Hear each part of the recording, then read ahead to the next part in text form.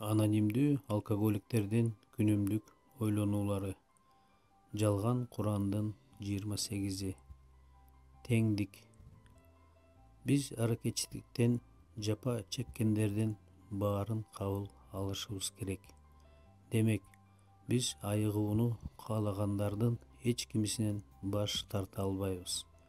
Ошондой эле ага мүчөлүк эч качан акчага же ыңгайлашууга көз каранды эмес.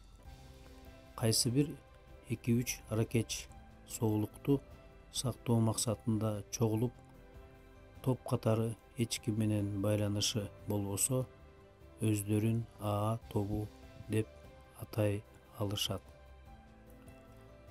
Ага чейин мен көп учурда айланамдагы адамдар менен жарашпай калгандай сезчүмүн.